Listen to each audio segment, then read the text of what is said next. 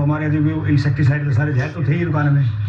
तो एक बार हम दुकान में बड़बड़ा के जाते हैं, कुछ नया सामान आया था, सुबह हम दुकान खोलते हैं तो दुकान के अंदर क्या होगी, एक कोई दवाई लीक थी उसमें फोरेट, तो उसकी स्मेल चढ़ती गई, स्मेल चढ़ते चढ़ते मेरे को पता चला, क्योंकि आदत पड़ी हुई थी सारी जहर सूंघने की जी।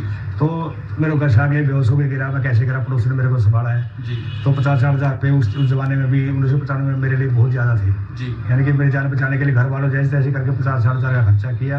दुकान बंद हो गई, सारा कुछ बंद हो गया, घर पड़ गया बड़ा आराम से, वही दवाइयाँ चलती रही। तो एलोपैथी से एलर्जी हो गई, एलोपैथी की एक टेबलेट तक मैं नहीं खा सकता था, एलर्जी इतनी हो गई। तो आयुर्वेद के डॉक्टर से इलाज शुरू किया, तो कुदरत का ही शायद करिश्मा था कि एक दवाई आई थी एक सिरप के तौर पे, किसी डॉक्टर ने, वैद्य ने मेरे को दी थी, भाई इसको आपने इसको पीना है, इसका 2 टाइम ये पीना है। तो अपने कच्चे मकान थे, अपनी खट्टे में ऐसे पड़ा आदमी सराने के पवे के साथ में रखी है दवाई, तो अचानक वो गिर जाती है। तो जब घर वाले पोछा लगाते हैं ना, तो देखते तो वहाँ सफेद कैसे होगी, जब पोछा लगाया एकदम वहीं पे सूख गया, बाकी सारा गिला पड़ा है। तो मैंने कुछ सोचा कुछ तो है इसके अंदर जी। तो मैं दोबारा उस वैद्य के पास गया जी, वो तो दवाई मेरे खत्म हो गया, अब दूसरी दे दो मेरे को। तो मैंने क्या किया, थोड़े अपने खड्डे से बनाए, अपने फर्श के अंदर छोटे से खड्डे बनाए, उनके अंदर पानी भरा और पानी में डाल के मैं किसी में कम किसी में ज़्यादा डाल के ना, एक तरह से मैंने वहाँ लैब का काम शुरू कर दिया, अपने आप शुरू हो गया अपने स्तर पे। तो मैंने उसकी मात्रा हिसाब देखा, भाई जहाँ जिस खड्डे मैंने ये डाला है उसका पानी 5 मिनट के अंदर सारा पानी सूख गया और जमीन एकदम ड्राई हो। तो प्रॉब्लम हमारी, क्योंकि हमारा बाढ़ग्रस्त एरिया था, नमी का एरिया था हमारे खेतों में, तो हमारी समस्या पानी खड़े होने की समस्या ही थी मेरी। खेत पत्थर नहीं आते, जहर इतने पड़ चुके हैं, हार्ड बेड हो चुकी है जमीन, तो यूरिया DAP के ज़्यादा प्रयोग से जमीन इतनी हार्ड होगी, पानी सूखने का तो दम था ही नहीं जमीन में। तो वो अचानक मेरे को आइडिया मिला, तो मैंने कुछ तो उससे देखा भी, तो सारी तो चीज़ें कोई दुकानदार को मैं बताएगा नहीं मैंने क्या क्या बनाया इसके अंदर जी। तो मेरे को तो उस पर आइडिया लगाया, कुछ उसने जो पर्ची में लिखा हुआ था, रहता हल्दी वगैरह ये चीज़ें थी। तो मैं एक पंसारी के पास गया, उसे दे दारू हल्दी, एक कहते हैं ये अम्बा हल्दी, और ये हल्दी और चिड़ैता, तो 1-2 चीज़ें मैंने और ली। बाकी आक, नीम और धतूरे के पत्ते मेरे आसपास वो खड़े थे, तो मैंने उनके ऊपर एक जुगाड़ की तरह से मैंने बनाना शुरू कर दिया जी। अपने वही कच्चे चूल्हे के ऊपर अपना एक मटका रखा, उसके अंदर वो डाली, पानी में डाल उबाल के देखता रहा। तो धीरे धीरे हुआ क्या कि मैंने अपने खेत में डाल के देखा, तो आपको बताना है हमारे परिणाम आए। परिणाम अच्छे है, लेकिन एक परिणाम के साथ जो होता है ना, एक प्रेरणा होती है, पॉजिटिव नेगेटिव। प्रेरणा कहाँ से आती है, जो आदमी आपकी बुराई करता है जी, वो ये समझो कि आपको रास्ता दिखा रहा है।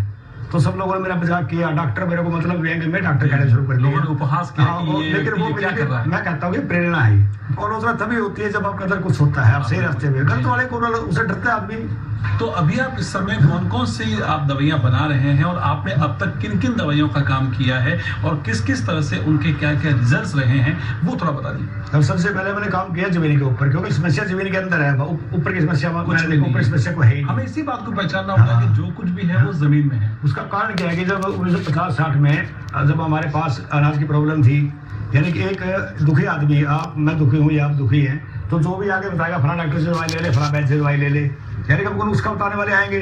तो उस वक्त हमारे प्रधानमंत्री के सामने, हमारे देश के सामने खाने का बहुत कठोर संकट था जी। तो सबने आके हमको सलाह दी, विदेशों से आए वैज्ञानिक जो भी आए हो, तो हमारी सबकी माननी पड़ी। हमारे पास चारा नहीं था कोई, अपनी पैदावार बढ़ानी थी, अपने देश के लोगों का पेट भरना था।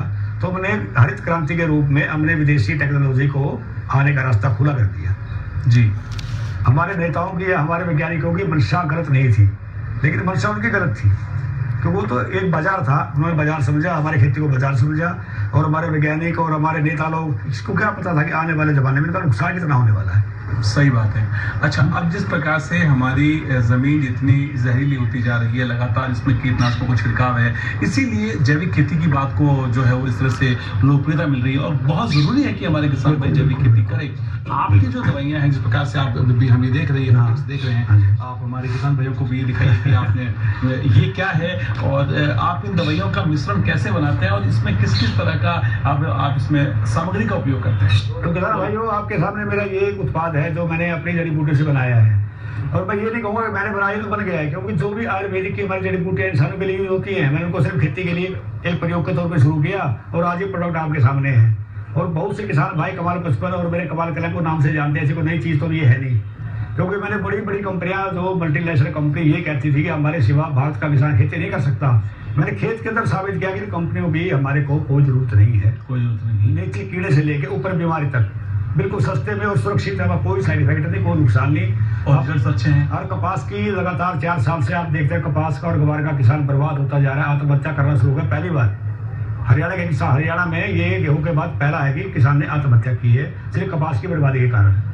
और एक किसान ने अपने 1 एकड़ को बचाने के लिए 15 से 20 हज़ार रुपए के इनपुट्स उसने यूज किए हैं और दुकानदारों ने और कंपनियों ने बिल्कुल मिलकर उनको लूटा है किसान को। तो ईश्वर सिंह जी, हम ऐसा देख रहे हैं कि लगभग ये जैविक खेती का ही रूप है एक तरह से।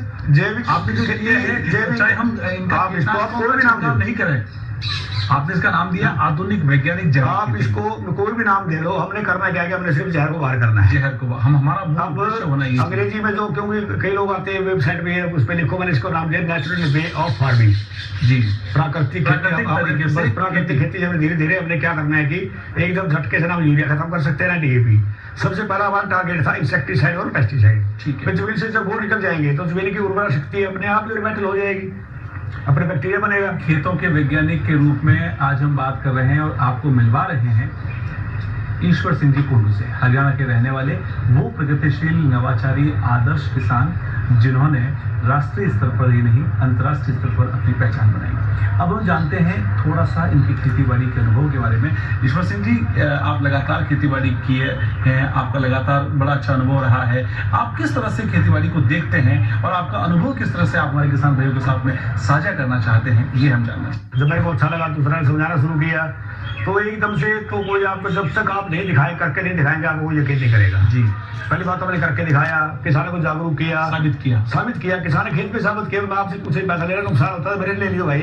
और उसी से किसानों को प्रेरणा हाँ, उसी से किसान को प्रेरणा मिली है। रिजल्ट्स मिले आप। मैंने किसान को ये पकड़ा ले, मैं तो ऐसा कर अपने खेत में डाल के देखेगा और मेरे को बता दियो, रिजल्ट अच्छा मिला। तो आपको मेरे ख्याल यही पता होगा कि इसकी वजह से करीबन सारी जितनी कंपनियां वो मेरे पीछे पड़ गई, सारे डिस्ट्रीब्यूटर थे उस एरिया के सारे मेरे पीछे पड़ गए और दफा 420 का मुकदमा मैंने 6 साल हो गया है। जी जी जी, वो कोर्ट ने उनको गालियां देकर, कोर्ट ने उनको मतलब एक तरह ये जोर सब के है ना कोर्ट ने, जी। तो शर्म करो।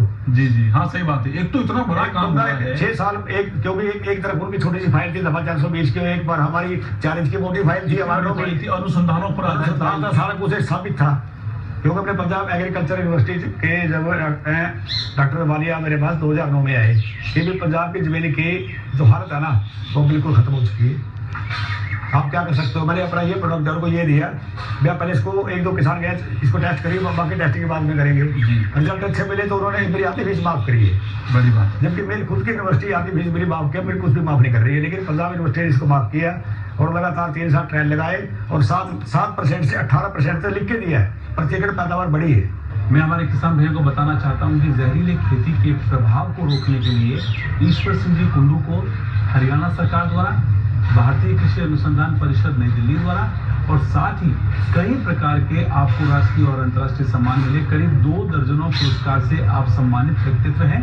हम भी जानना चाहते हैं कि इस नवाचार के लिए ईश्वर सिंह जी को किस किस तरह से कौन से बड़े बड़े जो सम्मान मिले, बड़े जो आपको प्रतिष्ठित पुरस्कार मिले, ताकि हमारे किसान भाई ये जानना चाहें, वो भी प्रेरित हो सके आपसे कि किस प्रकार का नवाचार किया जाए। सबसे पहले तो 2007 में नेशनल इनोवेशन फाउंडेशन अहमदाबाद ने मेरी खोज को मान्यता दी।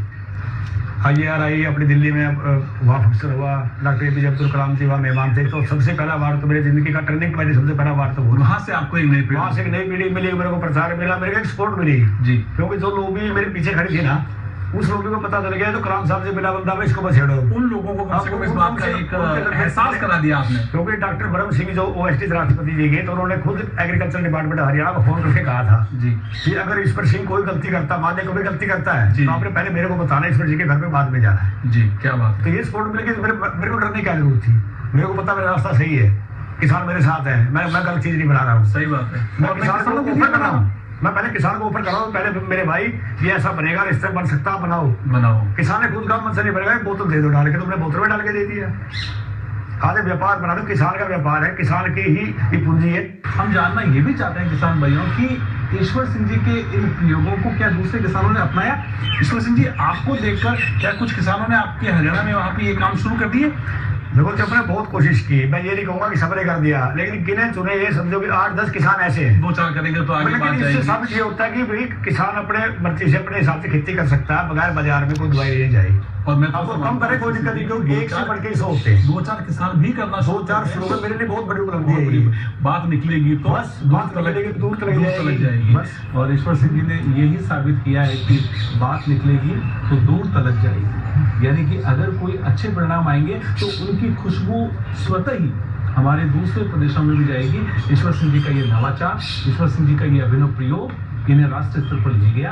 अब हम जानते हैं इनका राजस्थान और देश की दुनिया के किसानों को क्या है संदेश कि वो अभिनव खेती करें, नवाचारी की खेती करें। आइए जानते हैं ईश्वर सिंह जी का कीमती संदेश। सबसे पहले तो मैं राजस्थान के किसानों का भी मैं धन्यवाद करना चाहता हूँ, जो बात बीच में छूट गई जी, क्योंकि सरकारी IRI के 2 बार मेरे